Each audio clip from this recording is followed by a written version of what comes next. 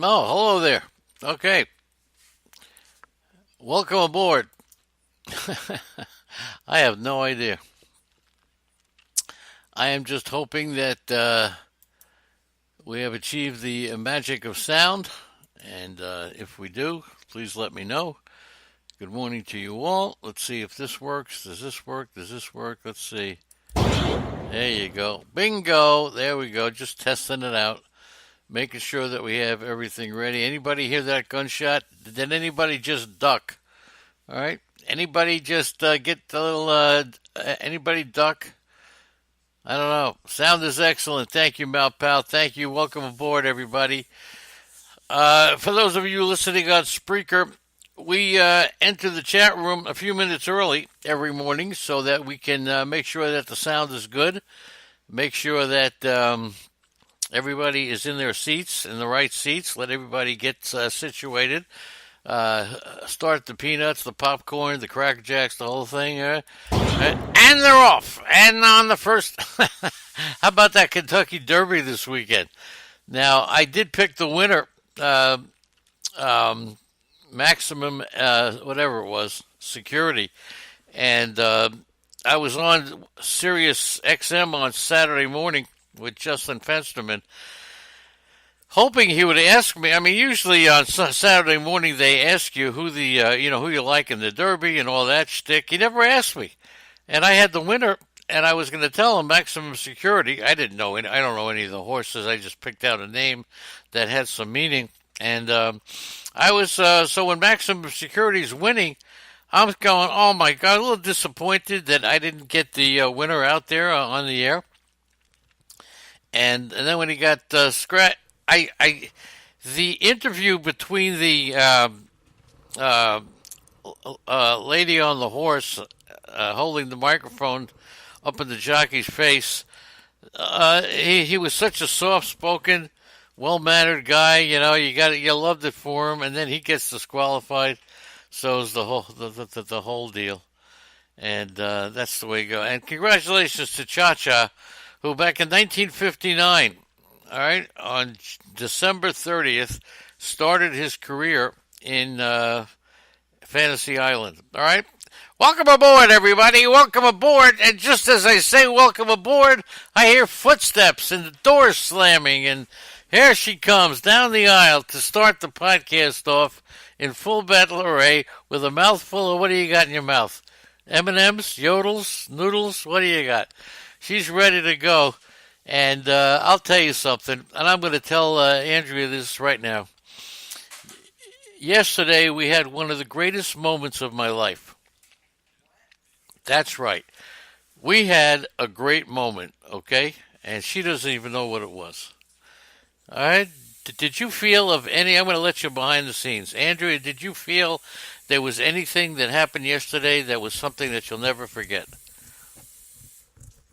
Something that was meaningful. Something that jumped off the page. What did you think?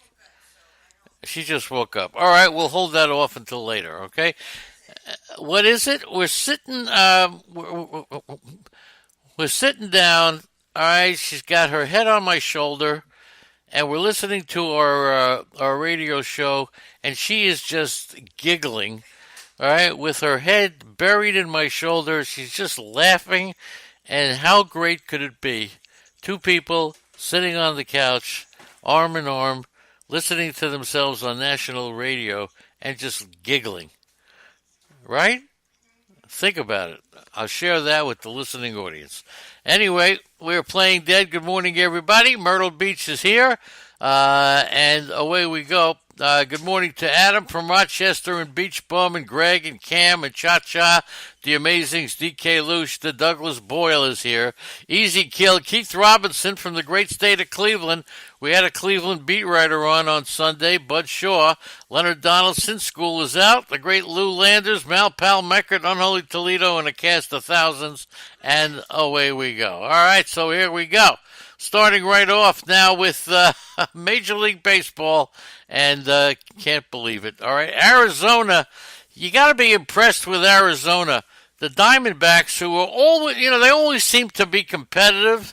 They were when I looked at their record, they were 19-13. It may have changed a little bit, but still, that's a testament to Torey Lavello and his team that got rid of Pollock and got rid. Lamb is hurt, and Souza was hurt, and Goldschmidt is gone, and they have 7 of the first 75 picks in the draft. So let's hear it for San Diego, a team that has done so well for Arizona. A team that, let's hear it for San Diego. With a 4-run lead, the Diamondbacks needed 6 outs to complete a series sweep, and then Archie Bradley comes in. His task was to record 3 of those outs, and he couldn't get anybody out. And how disappointing has the season been for Archie Bradley? Here's a guy that we thought could be a closer. He could be the effector, and it turns out he's really not doing very well. He couldn't get out, couldn't protect the lead. The Diamondbacks were handed a stunning loss. I mean, it was a bad loss to the very bad loss to the Colorado Rockies, who were scored 5 times in the 8th inning, and they came away with a tremendous victory. 8-7, ugly finish, but the Diamondbacks really have to be encouraged by their recent play. They've won, at one point they won 14 out of 19. They won 4 in a row entering Sunday, and Bradley's rough outing really took away from another solid performance by Zach Greinke. And of course, when you think of Zach Greinke, it's very possible if Arizona does fall back, they could be a seller. They could be a seller. The Dodgers could actually take away with this. Colorado's on a roll, that we know. But it could very well be that Zach Greinke is pitching so well that in spite of his big contract, he could be on the trade block, okay? So he was already on the trade block, and Andrea traded him. But that's another story. All right, so it was an ugly finish. Bradley's rough outing really took away another solid performance by Greinke. Overshadowed 2 more home runs for the Diamondbacks in this series. Eduardo Escobar, Blake Swihart, his first since the trade from Boston. In the 3 games, the Diamondbacks hit 9 home runs. 9 home runs. How about that? That's 1 short of their franchise record. They also 17 extra base hits. And look, they were poised for a sweep, but nothing over at Coors Field is over until the final out. Taylor Clark is going to start Tuesday in place of Zach Godley. He'll take the ball in the second game of the Diamondbacks' 3-game series against Tampa, in Tampa. And Taijuan Walker threw a 34-pitch bullpen session, and he's on target to throw 4 innings in an extended spring training. So how about that one, okay? Good morning to Jimmy Ross. Good morning to you all as we begin the week right here, and we thank you all, everybody going down to Myrtle Beach. Mike Soroka is the youngest pitcher. Now, let's open up the floodgates now. Let's see how smart you are. The genius of the day coming up. Mike Soroka is the youngest pitcher with 4 straight starts, surrendering 1 earned run or less to start a season. Who was the last pitcher to start the season with 4 straight starts, surrendering 1 earned run or less? He was the youngest pitcher to do that, okay? Since when? It was 1981. Anybody want to give a guess on that one, okay? Let's give a guess on that one. One day after being held scoreless for 5 innings by the worst team in the majors, the Braves were blanked again for 6 innings, and they watched the Marlins rally in the 8th and then finally won 3-1 in the 10th inning as Ender Enciardi hit an opposite field RBI double. That's right, 1981. Doug Malpal gets it. Fernando Valenzuela was the one. Douglas Boyle comes in second. All right, and if Malpal gets disqualified, then Douglas Boyle will be genius of the day. All right, that's how about that. Ramil Tapia, Now 3 for 6 it was double, triple, home run with the bases loaded in his career. Showed real veteran patience. I like the way he waited for his pitch and drove Archie Bradley's 3-1 fastball into the left center field gap. Got his fourth triple. That ties him with Charlie Blackmon. It looks like Ian Desmond's his tenure over in Colorado. We'll see. Stay in your lane, Malpal. That's right. Stay in your lane. I'll tell you what, Ian Desmond looks very shaky out there. Tapia has really come around. Okay? Absolutely. The Chicago Cubs, they the first team in 24 years, all right, to start at least 5 games under 500. They were 3-8 at one point, and they've reached 6 over 500 by their 30th game. They cruised to a 13-5 win over the Cardinals on Sunday night, finished off a 3-game sweep and to win their 7th game in a row, and the victory pushed the Cubs, a half game in front of the Cardinals for first place in the NL Central, and since they started the season 2-7, they've won, 17 out of 22, something like that, all right, so stay in your lane, will you please? Andy's making the coffee. If you didn't hear the show yesterday, you'll know that we broke the coffee pot, and you didn't get a new one. Holy cow. So the Cubs, reliable pitching has really fueled the Cubs' run, and another quality start, from Jose Quintana. 2 runs, 8 hits. Everybody's doing well except Hugh Darvish. Quintana 4-0 with a 1.9 in his past 5 starts. 4-0 with a 1.9. Everybody's pitching great. I just did a Paul Martin. All right. In the last 22 games, the Cub pitchers have combined for a 2.48 ERA. 56 earned runs in 203 innings. They've allowed 2 runs or less in 13 of those contests and nearly did so Sunday. But it had a bad 9th inning from Tyler Chatwood. Wilson Contreras opened up the scoring in the second. He had a solo home run into the bleachers. He's got 9 home runs, ranking second to Javier Baez, and he's only 1 home run shy of his last year, where he hit only 1 home run more in 2018. So 2 RBIs. David Bote continues to embarrass me for not drafting him. Anthony Rizzo's coming around. Contreras all had 2 RBIs apiece. All right, so there you go. Okay, so I'll tell you, it's good to be back. Right? Good to be back. The fan addict is here, calling from parts unknown. John Garofalo, one of the best people in the history of this planet, has joined us in the chat room. So good morning to Johnny. Okay, the Cincinnati hit 3 straight home runs on 3 straight pitches. If you didn't see that, that's the first time since 1988 that it hit it off Jeff Samardzija. So, you can't be any worse than that as a pitcher. 3 home runs, 3 pitches in a row, and Luis Castillo, 37 strikeouts using the changeup. That changeup has gotten strikeouts 37 times. No other pitcher has more than 20 strikeouts with that pitch. So Castillo, who can throw the ball hard, I'll tell you something, if you haven't latched on to him, it's probably too late. But Castillo is, who's going to be, now next year, as actually the fan addict and I talked about this just a little while ago. First, early round picks. Who are the pitchers that you're going to covet next year in fantasy baseball? Is it going to be Corey Kluber? No. Is it going to be Max Scherzer? Maybe. Is it going to be Chris Sale? I don't know. Who's it going to be? Noah Syndergaard? Jake DeGrom? Aaron Nola? Come on, is it going to be Garrett Cole? Is he really emerged as a first-round pick or a second-round pick? Will it be Luis Castillo jumping into that fray as one of the top pitchers? Think about all the pitchers this year who have faltered. This year, more than any other year that I can recall in fantasy baseball, have pitchers gone in the first, second, third round, everything. Tyler Glasnow, that's the guy, okay? That's the guy. Matt Kemp did not hit a home run. He may never. That's what it seems like. But with that Cleveland outfield, anything's possible. And I've heard reports that the Yankees are interested in Matt Kemp.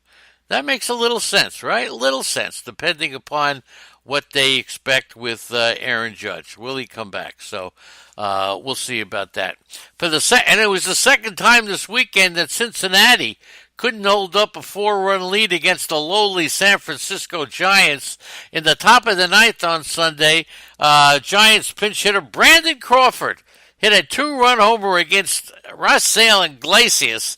And those are the go-ahead runs for another comeback. The Reds lost 6-5 in front of 23,000 people, dropping 2 of their first 3 games in the 4-game series, despite the fact that they combined for 25 runs. And, it started off, the hitting was no good, the pitching is good. Now the hitting is coming on, the pitching's no good. Now the hitting and the pitching are okay, and the bullpen's no good. Iglesias owns a 1-5 record in 15 appearances this year.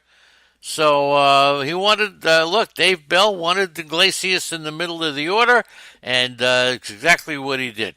The Reds took on a 4-run lead without recording it out, and back-to-back home runs, Suarez, Winker, and Derek Dietrich, who has come out of nowhere to lead this team in RBIs and home runs.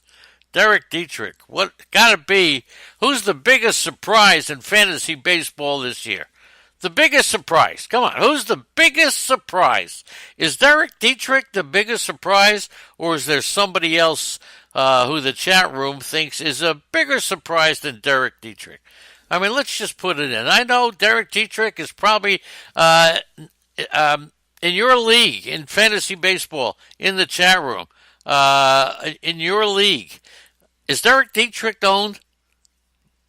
I'm talking to everybody. Is Derek Dietrich owned in your league? All right? So Castillo had a no-hitter into the 6th inning. Great. His changeup was unbelievable.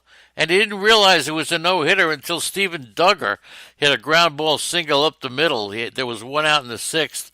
And then and here's the thing. Everybody's jumping all over the prospects, right? Everybody's jumping over the prospects. Eric Sogard, that's another good one, Cha-Cha. You're right. Josh Van Meter. I don't know, does he have a name that makes you excited? He wasn't on the Reds' top prospect list. He didn't even earn an invitation to the big league camp in spring training. He wasn't even on the roster of the 40-man until Sunday morning. But the way he was hitting in AAA, 336, 13 homers, 31 RBIs. He led the International League in runs, homers, RBIs, and slugging percentage. But here's the thing. How many of you in the chat room actually went after Van Meter in your fab, in your free agents this week? How many? Not Johnny Vandermeer. All right? By the way, Johnny Vandermeer owns a record that'll never be broken. Right? Who's going to pitch to break Johnny? Johnny Vandermeer had 2 no-hitters in a row. To break it, you got to throw 3. So that's a record that'll never be broken. The Amazins is here. Good morning. Here's the thing: if you went out of your way, Adam got Van Meter for $4. Okay. Now, they want Van Meter's bat off the bench. They called him up to the majors, replacing Cody Reed. He has experience at all 4 spots in the infield and the corner outfield positions, but there's no room for him. Now, David Bell says that Van Meter will play a utility role off the bench with occasional starts. He had 1 hit and 13 at-bats during spring training with the Reds' major league team, playing in the final innings with other minor leaguers against minor league pitching. Okay, so we'll see. As far as the Mets are concerned, and if you haven't realized, we're covering the National League, just going team by team to give you all the tidbits that you want to know about your fantasy baseball.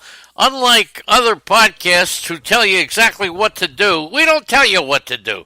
We just give you the information necessary so that you yourself, the owner who's playing the game, can make your own decisions with the best information available. That's what we do. Some guys think they can tell you what to do. Just take this guy, draft this guy. Something. It's as good as we are. A lot of us are guessing. Now the Mets will hold their collective breath, hoping Steven Matz isn't facing a significant layoff. And I'm burping my way back to you, babe. Matz was sent back to New York Sunday for an exam. Nerve tissue in his left forearm prevented him from throwing a side session. Now, if you remember back in 2017, he underwent surgery to decompress and reposition the ulnar nerve in his left elbow. They don't think this is related.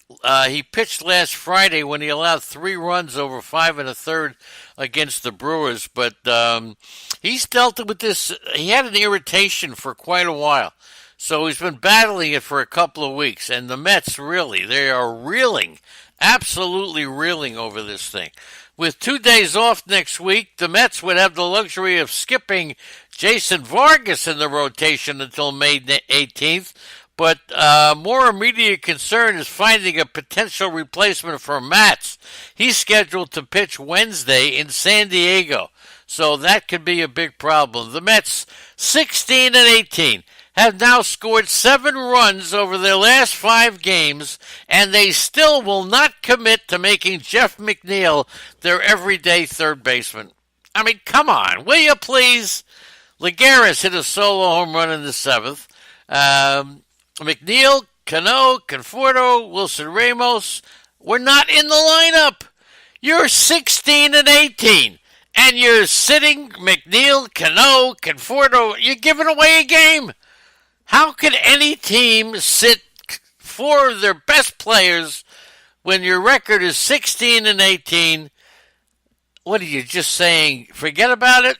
We're not interested. We'll give up this game so we could. No, come on, man. And even Jason Vargas, he's been pitching better. He allowed 3 runs in the shortened Sunday game, and you know the rest. As far as San Francisco is concerned, they overcame an 8-run deficit to beat Cincinnati Friday night in an unbelievable game, 12-11. They won in 10 innings. Then the comeback from an 8-0 Friday. It was historic, all right?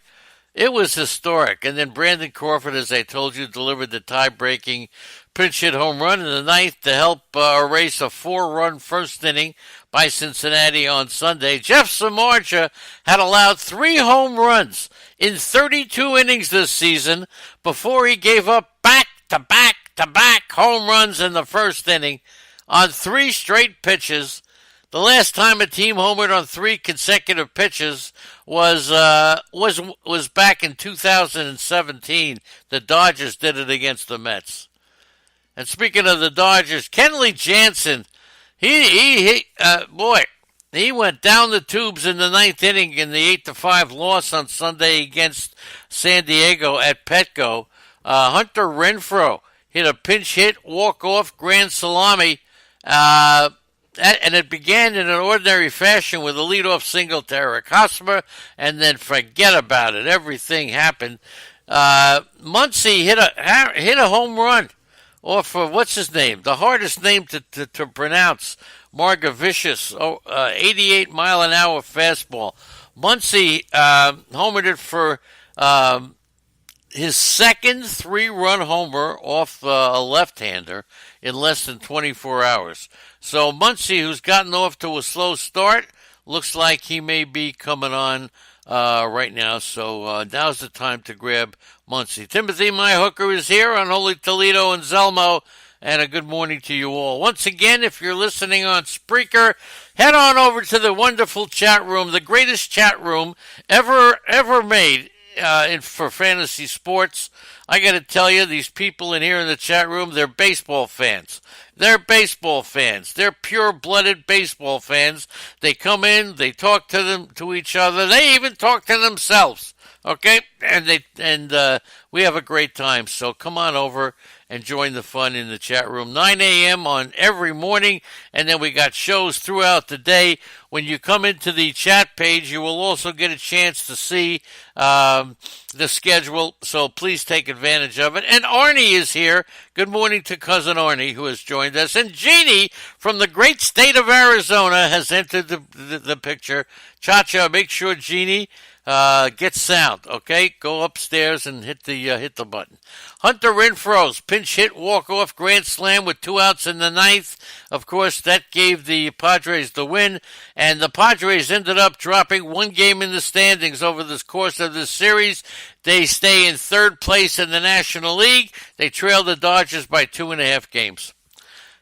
Milwaukee, interesting, with his 15th home run, right? 15 home runs, the most homers through 36 games. Now, prior to the 15 home runs, who has hit the most homers in 15 in the team's first 36 games? What player has hit the most home runs in their team's first 36 games? Okay, anybody want to get that one? It happened back in 2006. Anybody want to try that one, okay? 2006. Who's the guy who's hit the most home runs? All right, who's the guy who hit the most? Not Big Papi. It was a National Leaguer, okay? Wasn't Sammy Sosa. Good guess by Doug Boyle. It was 2006. The most home runs through the National League team's first 36 games since when? It was a National League, okay? National League. Okay, Jeannie, you have sound? Let me know if you have sound, Jeannie, okay? All right? Somebody, or Andy, make sure Jeannie has sound, okay? So, Albert Pujols is the guy. Albert Pujols hit 18 home runs in the team's first 36 games back in 2006. Yelich hitting .396 at home, hitting 14 out of 15 home runs at home. And last year, he hit his 15th home run. When do you think Christian Yelich hit his 15th home run last year? Anybody want to take a shot at that, okay? All right? Anybody? Thank you, Jeannie. Okay. When's the last time? Good morning to White Sox Al. When's the last time? Okay, what's the thing? Okay, last year. When did he hit his 15th home run? Yeah, I just gave it away. It was July 28th. I know Lou says July. All right, July 28th. Zach Davies threw a strong 7 2/3. Christian Yelich returned from a 6-game absence, and I love the guys up on Sirius Radio who said that, stack the Mets lineup today. Stack the Mets. Zach Davies. This is a what do you call it? It's a trap game. Oh man, a trap game. Shut your trap. Yeah, just shut your trap. Remember, I don't talk football on Sirius Radio, okay? So what are you guys talking baseball for? Give me a break. You know, the whole thing has become phony baloney. Milwaukee, 3-game sweep of the Mets. They won 5 out of 6 in the team's season series. Their Braves are now 5-2 in their current 10-game homestand. They've won 7 out of 10, and that's after losing a season-high 4 straight from April 21st to April 24th. The bullpen's been running on fumes following that 18 innings. Does anybody think that there are 2 things? Eric Burns came up with something, and I want to know your opinion. First of all, does anybody think we should go to that minor league rule where starting the 10th inning with a man on second base? Does anybody like that? No more 18-inning games. Does anybody want to take that rule? 10th inning starts, you start on second base. And here's what Eric Burns said. Now listen please. I know you don't, that's a stupid, I agree with you, Andy. I think it's a stupid rule. But what about this rule? Eric Burns says, it's unfair. This is about the stats that the players accumulate. It's not fair for stats to accumulate after the 9th inning. The game could go, 18 innings, fine. But the stats shouldn't count in their record. and it definitely affects weekly daily games, okay? It definitely affects weekly head to head matches. And why should you benefit because your team went into extra innings? All right? Does anybody agree with that? Why should you benefit because your team went to an 18 extra inning game and you accumulated all the stats? Interesting. I want to know if anybody agrees with that. I do not agree, okay? But still, want to know what you guys think, okay? Phillies first baseman Rhys Hoskins says, look, it's not just patience that helped him draw two walks. Two walks, 21 pitches against Anibal Sanchez. Hoskins entered the game leading the National League in pitches seen per plate appearance, 4.68. All right? So, unbelievable. Hoskins has collected at least one RBI in a career-long 7 consecutive games. And part of the reason that Hoskins has been able to drive in runs is that plate discipline. He's hitting .291 with 10 homers, 31 RBIs. He's drawn 24 walks, just behind Philly co-leaders Bryce Harper and Andrew McCutchen, who have 25. And his 2 walks Sunday, that contributed to an early exit by Anibal Sanchez, who left with 2 out in the 5th inning after 108 pitches. Washington's bullpen threw 9 innings over a 3-game series. How about that one? So the Phillies finished the homestand 6-3. Kapler felt even more could have been achieved when they lost 3-1 decisions to Miami and Detroit.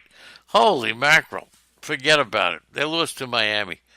Yep. So the Phillies are averaging 2.8 runs a game against relievers compared to 2.4 runs a game against starters. And according to the Phillies entering Sunday, the league average was 1.88 runs per game against relievers compared to 2.77 against starters.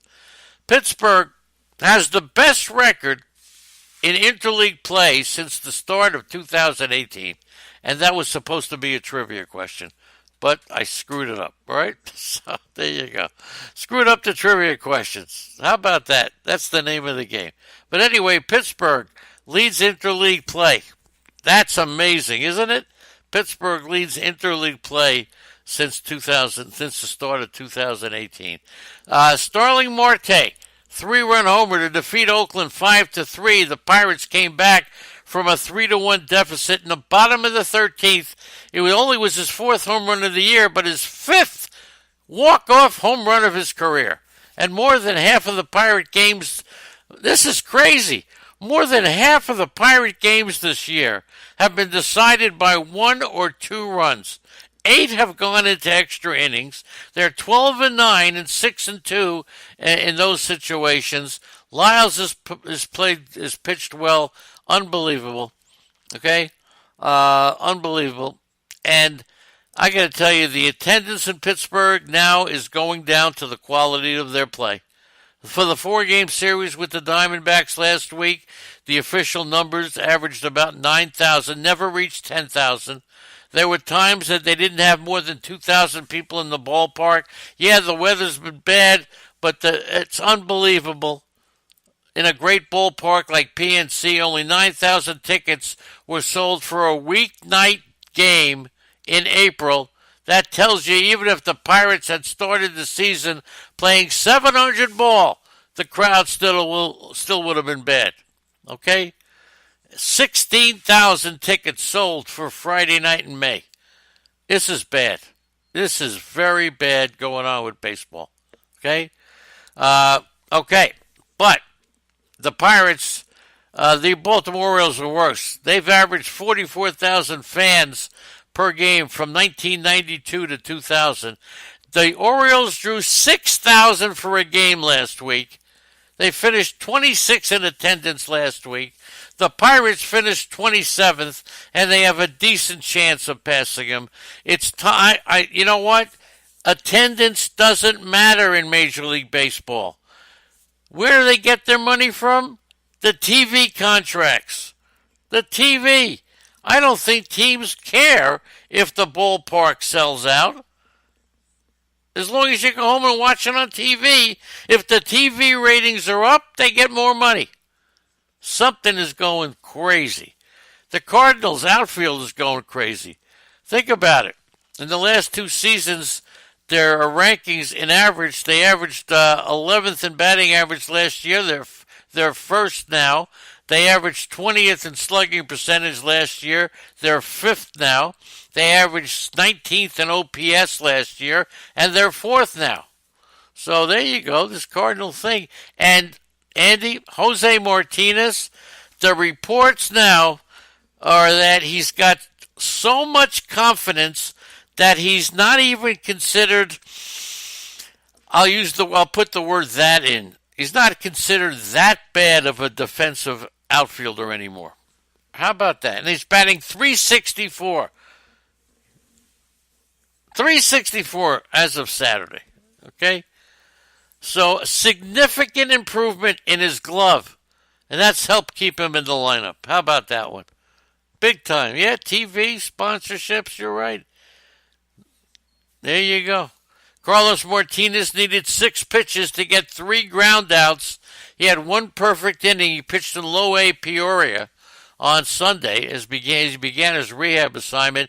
His team assignment will be determined game by game, making his way back from the shoulder trouble.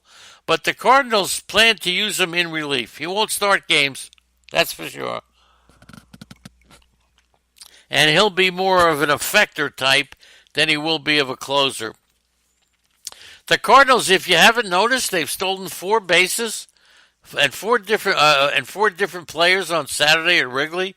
And they have the National League lead of 23 steals. They're a month ahead of last year's pace. And last year's leader, Harrison Bader, doesn't have his first steal yet. Colton Wong has already matched his 2018 total of 6. And 6 Cardinals have at least 2 steals, though the team had none on Sunday in their 13-5 loss to the Cubs. And by the way, Chris Bryant, grand slam in the 8th inning, okay? So there you go. Great, the Cardinals running. And the Nationals head to Milwaukee now for a 3-game set starting Monday before it's a tough test. They've got 17 games in 17 days, all against contending teams, okay? And their roster is thinning out.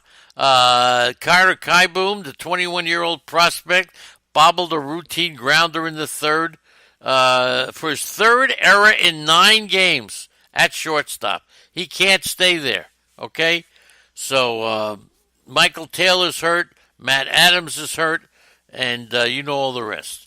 All right, moving over to the American League, and don't forget, if you're listening here on Spreaker, along with the chat room and the information on the podcast, which we try to give you the best information so you can make the best decisions that you can in your fantasy baseball, okay? A happy ending tomorrow? Yeah, oh, yeah, I'm sure. No question, okay? It'll even be during the podcast, I'm sure. But I will tell you that we have more fun in this chat room than you can imagine. What's going on? I can't even repeat some of the shit that's going on in the chat room. Join us. You will be welcomed with open arms, and so that's it. I'm just going to say open arms. I won't say open legs because, that's not fair. But you'll be welcome any way you want, and come on over. LennyMelnickFantasySports.com. Hit the chat room. It's fantastic. I'm just going to tell you, in the American League, we'll start off by telling you Alex Cobb is on the injured list. There you go. Xander Bogaerts hit a grand slam. Boston's 7-run 8th inning, giving the Red Sox a 9-2 win over the White Sox. Mitch Moreland got 2 hits. I don't think J.D. Martinez has hit a home run against right-handed pitching yet this year. Okay? And so Boston won for the 6th time in 7 games. Here they come. Here come the Red Sox. The White Sox dropped the last 3 games of a 4-game series to the Red Sox. Dylan Covey. And, of course, not Dylan Cease. Yesterday, Arnie called in on Sirius Radio talking about Dylan Cease. And we talked about Dylan Covey, and the producers played a Bob Dylan record in the background, okay? How many roads can a man walk on? Ask that to Cha-Cha. Despite the right-handers, and by the way, Cha-Cha has a podcast that he wants you to recommend, that he wants to recommend. I mean, we have a dear friend who is scaring us with his mental capacity, okay?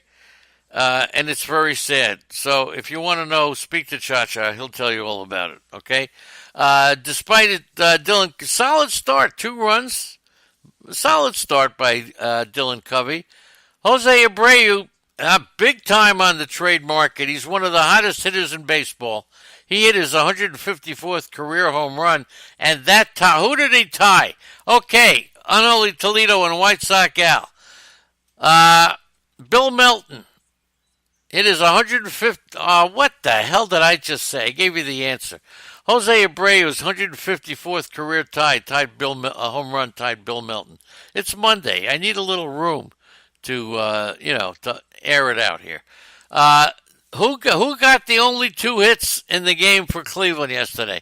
Jose Ramirez, and he's not even close to being a player. Not even close. The Indians have scored 3 runs or less in 17 of their 32 games, and they're 6-11 in those games, and they've been held scoreless 2 times. Unbelievable.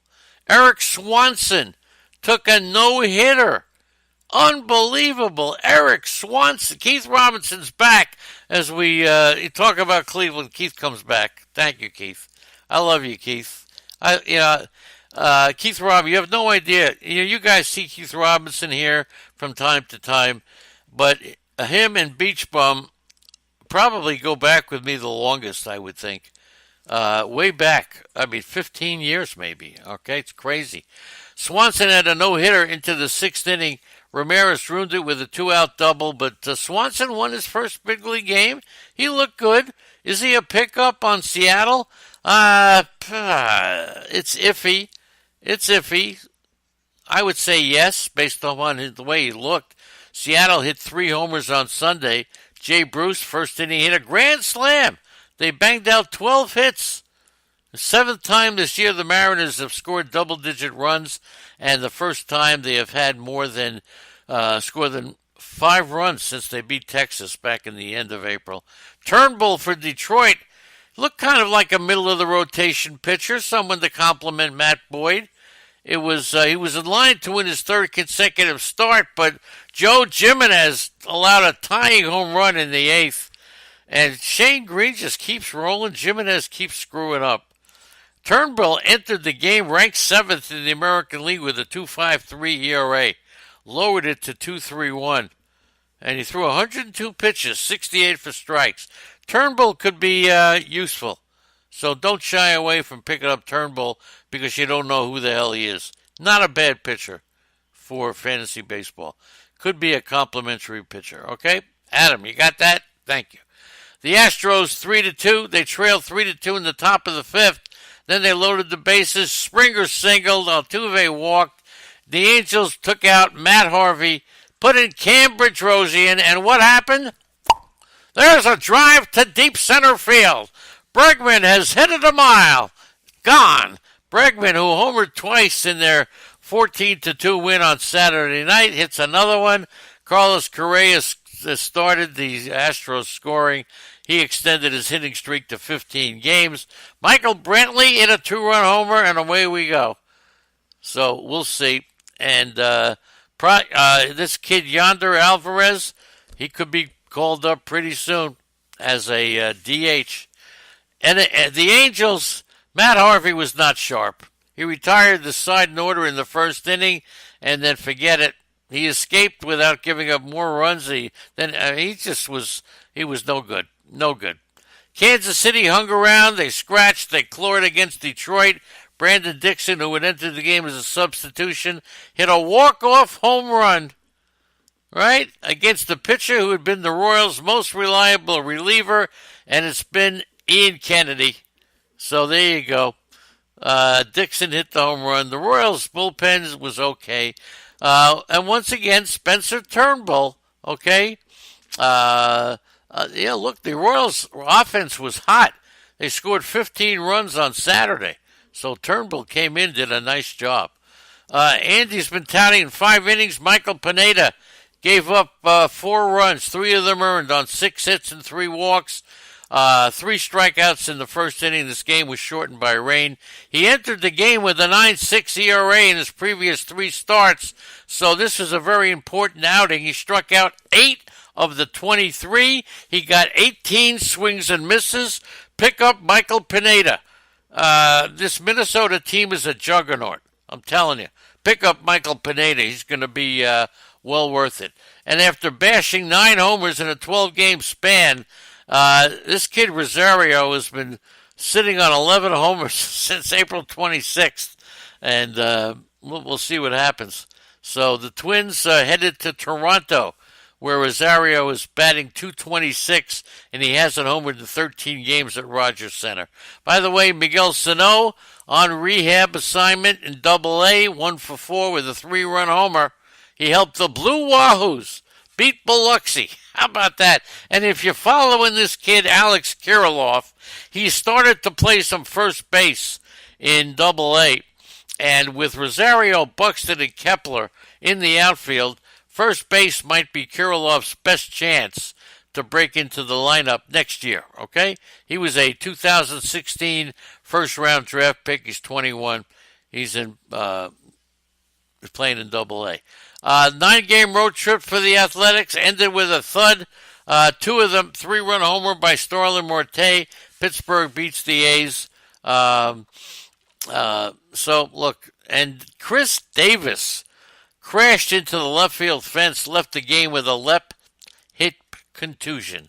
So, not a good situation if you are a Chris Davis owner. And in Texas, Roughneck Odor, I'm watching him at the plate, and I got to tell you, he can't get around on the fastball.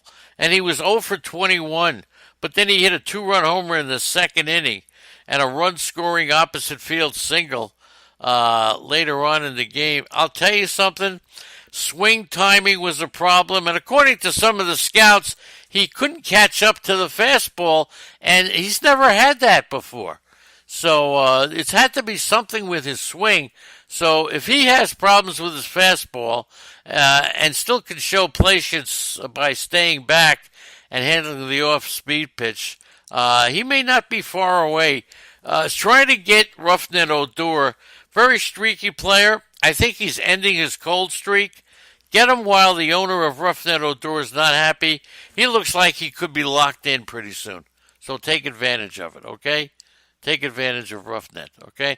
And finally, in Toronto, Vladimir Guerrero got an RBI. There you go.